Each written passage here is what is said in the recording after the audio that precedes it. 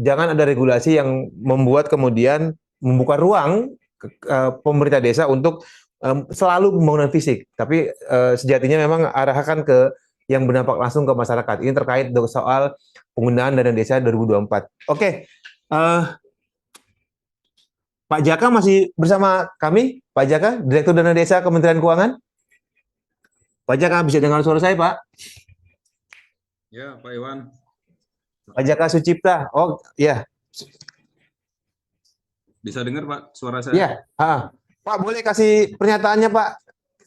Ini menarik, malam ini kita kehadiran tamu spesial dari DPR dan DPD RI. Tadi sudah kasih masukan untuk bagaimana format penggunaan dana desa 2024, yang saya kira dalam bulan-bulan ini biasanya memang Kemenkeu, Kemendes sedang menyusun regulasi-regulasi teknisnya nih, Pak Jaka. Tadi saya yakin Pak Jaka sudah mendengar masukan-masukan dari teman-teman, termasuk dari kedua narasumber kami, Pak.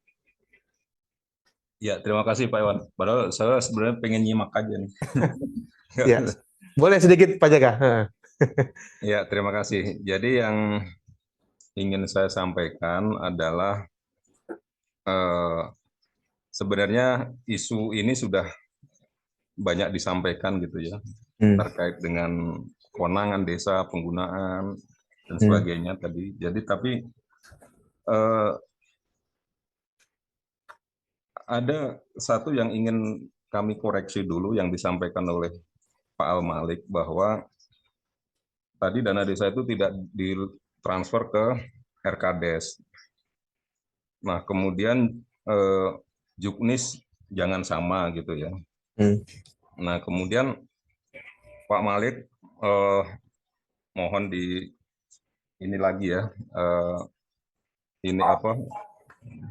Jadi sejak tahun 2020 Pak, jadi kami itu mentransfer dana desa itu langsung ke RDes, ke RKUD, ke RKDes. Jadi tidak lagi lewat RKUD. Jadi ini supaya pernyataan ini tidak menjadi seolah menjadi kebenaran gitu Pak ya. Nah, kemudian yang kedua terkait Juknis yang sama. Tadi sangat bagus disampaikan oleh Pak Thomas ya. Jadi bahwa Juknis itu Pak Malik, jadi mohon nanti bisa dibaca lagi Bapak peraturan Permendes, itu kan sifatnya adalah list-list kegiatan gitu ya, lebih seperti itu. Jadi itu tidak bermaksud untuk menyamakan, tidak bermaksud menyamakan, karena di situ selalu ada sesuai dengan karakteristik desa kan gitu ya. Jadi artinya kita kan tidak mungkin membuat Juknis 75.000 desa dengan 75.000 Juknis kan kira-kira seperti itu. Jadi artinya ada kewenangan bahwa itu kemudian desa itu bisa memilih menu lah kira-kira sesuai karakteristik desa. Jadi itu sebenarnya itu maknanya sama bahwa Juknis itu tidak sama. Kira-kira begitu. Nah, kemudian saya juga agak bingung Pak Iwan ketika beberapa kali dengan DPD selalu menyampaikan terkait dengan otonomi dana desa gitu ya. Konsep otonomi dana desa itu seperti apa kan gitu. Jadi yang dimaksud otonomi dana desa itu seperti apa? Kalau ya itu yang dimaksud adalah tadi kemudian penggunaannya kemudian diatur oleh pusat, kemudian itu dianggap tidak otonomi, ya ini adalah konsekuensi dari penggunaan uang negara, uang rakyat, uang APBN kira-kira gitu. Makanya kemudian pemerintah tadi juga sebenarnya sudah disampaikan sangat bagus oleh pembicara sebelumnya Pak Thomas atau Pak siapa tadi ya, bahwa ya memang harus diarahkan, kalau tidak diarahkan ya kemudian akan kemana-mana. Sekarang diarahkan aja kemana-mana, tadi sudah juga disampaikan oleh teman-teman juga bahwa diarahkan aja sekarang ini ada yang korupsi, ada yang sebagainya, dan apalagi kemudian kalau itu diarahkan. Tapi sekali lagi bahwa ini adalah uang rakyat yang harus dipertanggungjawabkan, makanya kemudian diatur penggunaannya. Nah, sekali lagi bahwa yang diatur itu adalah sebenarnya sesuai dengan kewenangan desa juga kan gitu.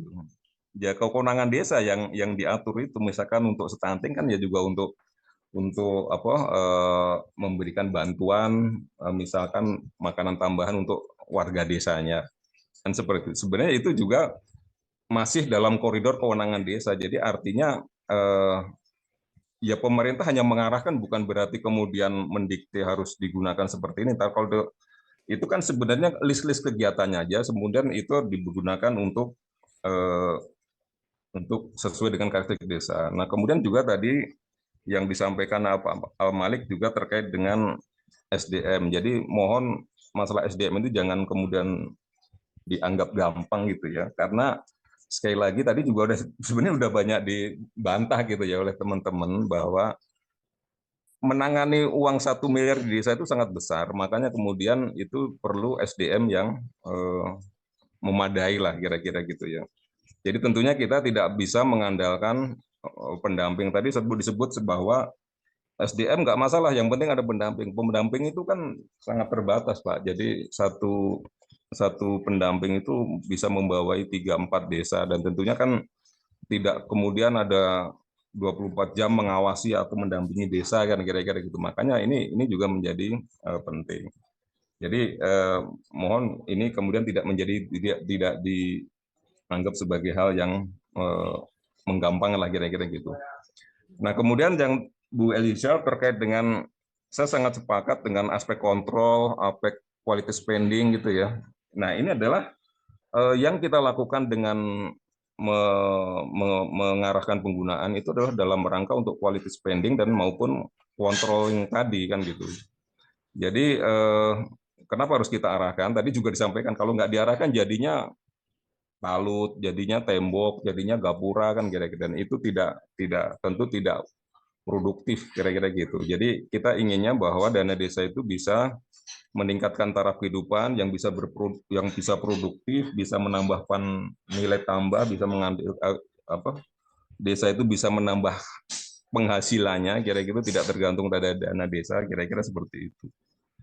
Baik. Nah, itu sebenarnya Pak Pak Iwan. Jadi saya sebenarnya ya hanya mengomentari itu aja. Tadi sudah banyak disinggung oleh teman-teman gitu oleh itu.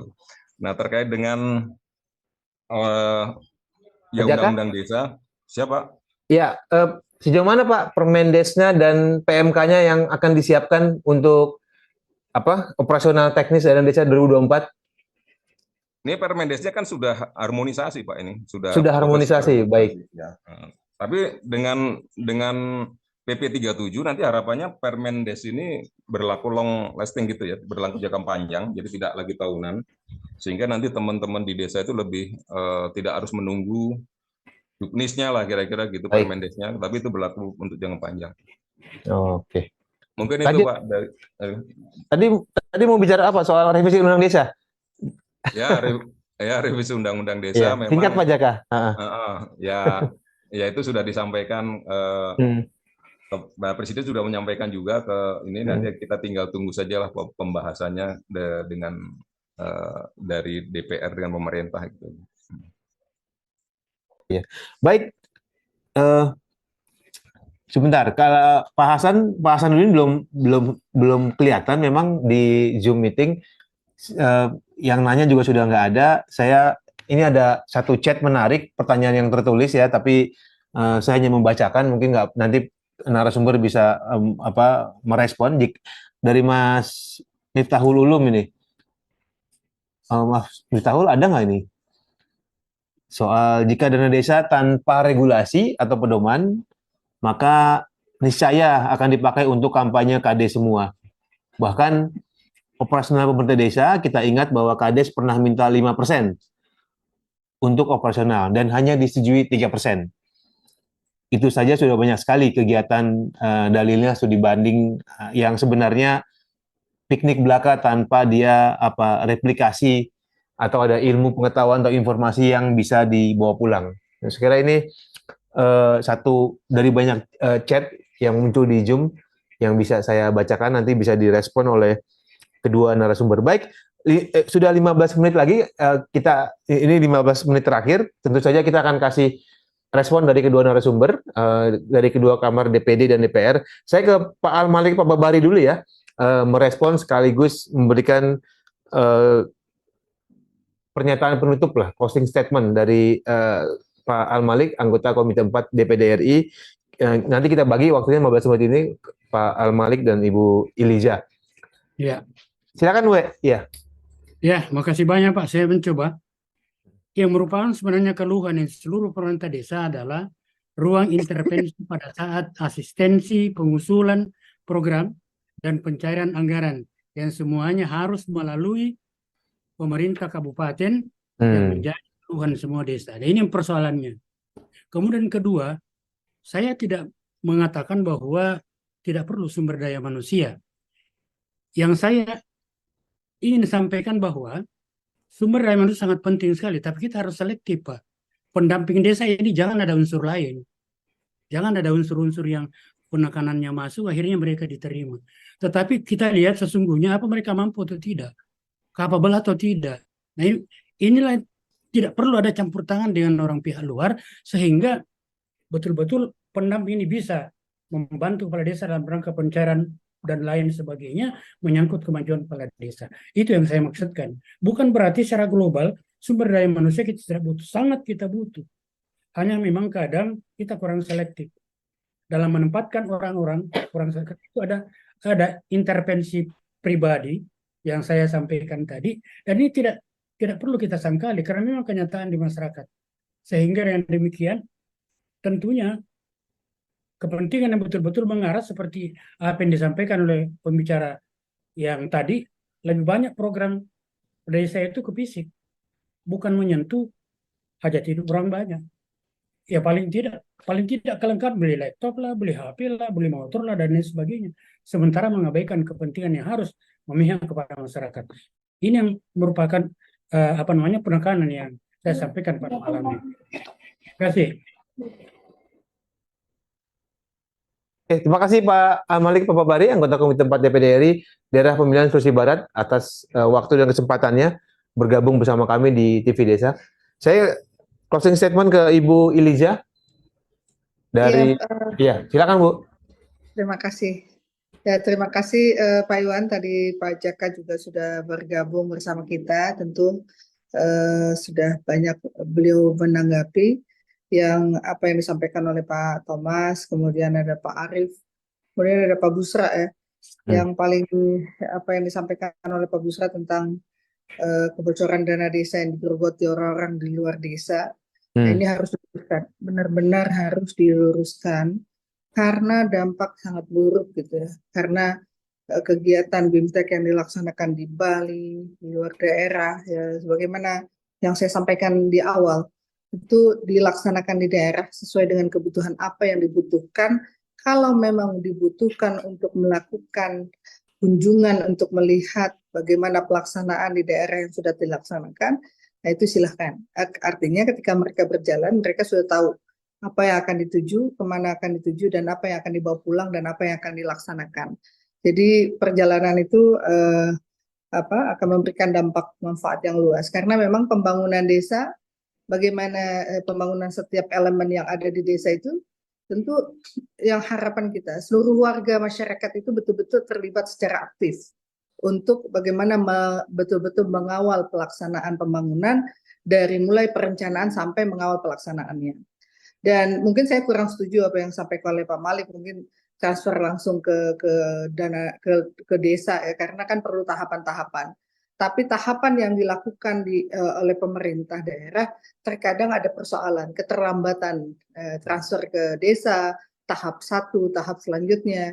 Jadi hal-hal yang seperti ini perlu SDM yang cukup, perlu political will yang baik, perlu kesiapan yang betul-betul baik untuk membenahi desa ini.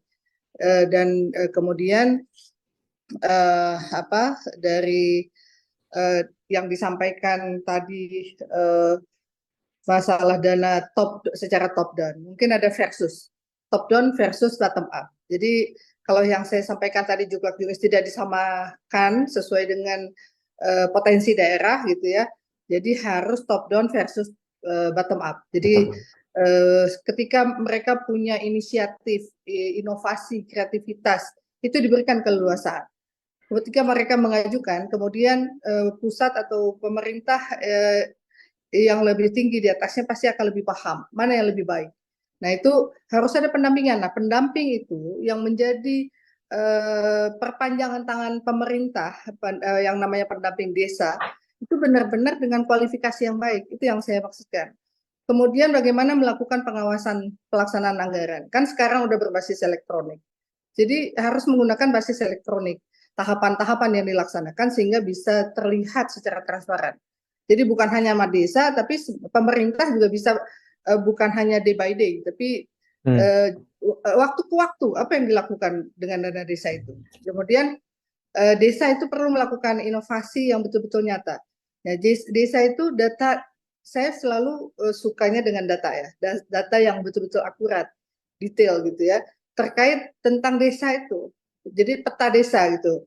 Jadi apa yang menjadi kebutuhan, mana yang sangat urgent, mana yang harus menjadi prioritas, jangka 5 tahun, jangka 10 tahun, apa yang harus menjadi prioritas di dalam intervensi yang akan dilakukan oleh pemerintah desa. Nah, masyarakat itu betul-betul harus paham gitu. Nah, iklim transportasi secara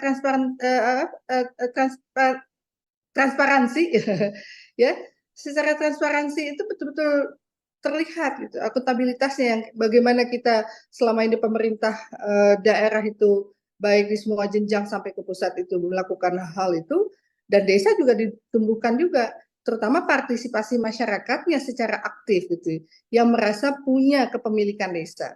Nah, artinya ketika kepala desa itu punya keterikatan dengan masyarakat, dan masyarakat ketika terlibat di dalam perencanaan sampai pelaksanaan, dia bisa melihat pelaksanaannya, tentu hasilnya akan lebih berbeda.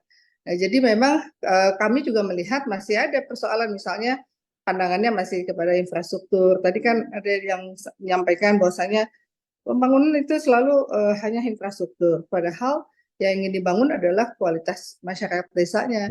Dari sisi kemiskinan, penurunan angka kemiskinan, meningkatkan kesejahteraan masyarakatnya, katakanlah dia pengen UMKM, bagaimana melihat kesempatan mungkin desa wisata hari ini yang bisa di-create, tidak hanya persoalan potensi, tanpa potensi juga bisa di-create kalau mereka mau. Oh, mereka punya apa, itu kan bisa. Sehingga pendapatan desa itu menjadi hal yang terus akan meningkat. Kemudian ada dana abadi desa, yang nantinya suatu saat dana abadi itu juga akan bisa dimanfaatkan apakah untuk pendidikan masyarakat desa ya, atau hal-hal lain gitu. Jadi saya pikir memang dari sisi kualitas SDM ini dan komitmen political will yang baik gitu ya, dari anggaran yang disalurkan kepada desa ini, itu harus benar-benar disikapi dengan arif dan bijaksana oleh semua pihak, multi pihak, terutama di desa. Dan harapan kita tadi mungkin kalau Pak Thomas ya, Pak Arif dan juga Pak Busra dari Aceh tadi menyampaikan mungkin ini adalah orang-orang yang punya kualitas SDM yang cukup baik, tapi tidak dipungkiri juga banyak juga pendamping desa itu yang masih kualifikasinya masih di bawah rata-rata. Jadi keberanian dia juga untuk menghadapi aparat desa juga nggak mudah gitu. Jadi mudah-mudahan peningkatan SDM nanti bukan hanya perangkat desa, tapi masyarakat desa yang punya rasa memiliki, rasa untuk agar bagaimana mereka betul-betul terlibat di dalam pembangunan desa mereka. Jadi mungkin itu yang bisa saya sampaikan, karena memang mungkin dari pertanyaan-pertanyaan tadi sudah banyak yang disampaikan oleh Pak Jaka. Begitu Pak, terima kasih.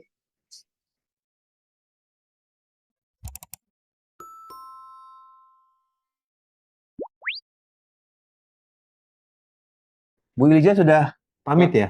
Pak Iwan, saya 1 menit Pak Iwan ya. Oh, siapa nih? Oh, Pak Jaka. Saya nggak pamit.